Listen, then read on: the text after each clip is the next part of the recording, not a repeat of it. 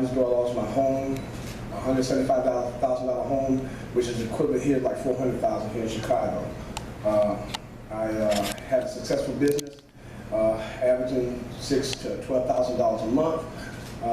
Me and my wife were both driving BMWs. We were doing good at the time. Things fell off because a lot of things I didn't know that I know now that I can teach and train other people so they don't make the same mistakes that I made. Being a minister, I hated the fact that when you talk to people religiously. People read the Bible, but they don't really understand what the Bible is saying. They guess.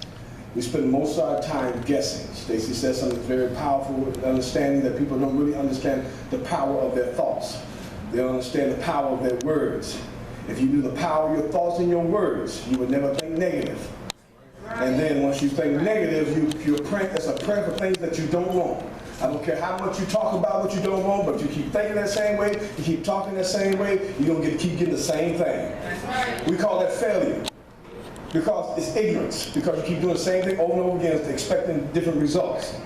So when I made up my mind that after I lost everything, I didn't want to hear nobody else. I had to discover me. Once I discovered me, then I can help somebody else. But as long as I don't know who I am, who can I help? Nobody. So today I'm going to talk a little bit about creativity. You are a creator. And I get it from part of a program that I developed called The In-Betweens. I'm an author too. And The In-Betweens is a chapter in my book that says what Mama done told me. And what it's saying is that most people are told who they are, but they don't discover who they are. The only person who can really tell you who you are, and those who keep saying, I love God, I love God, is God. No man, no female can tell you who you are. Only God can tell you who you are. Now, the biggest tragedy in the world is not having a lack of money. The biggest tragedy in the world is not divorce. The biggest tragedy in the world is not violence. The biggest tragedy in the world is ignorance of oneself.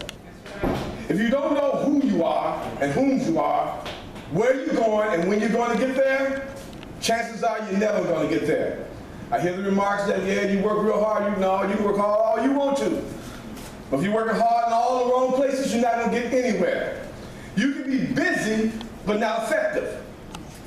You can be strong, but yet weak. But the one thing you must understand, that you are a creator. And if you're not creating, you are dying, because God designed you to be a creator. Everything that's here never existed until somebody created it. Well, God created, no. God didn't create a chair. He hid it in the trees. God gave you the ability to create. He said, I made you out of my likeness and my image. When he said that, he never talked about any physical features. God said it was so. God said it was so. God said it was so. You're the same way. You are a bad motor scooter. And when you understand that, can't nobody ever put you down. But it's got to be here. That's right. It's got to be here. And you can't tell yourself something once and expect to get it. You can't talk to your child once and expect them to get it. Because we are creatures of habit, not desire. Desires go away. Habits stays. Habits is what moves everything. When you try to change something, like you mess up with your wife or you mess up with your kid, words don't fix what habits develop or what habits create.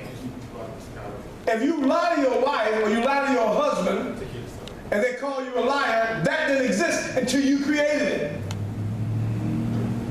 So what are you creating today? What are you saying? What are you talking about? Because there's no such thing as a lack of money. There's no such thing as a lack of clients. They exist.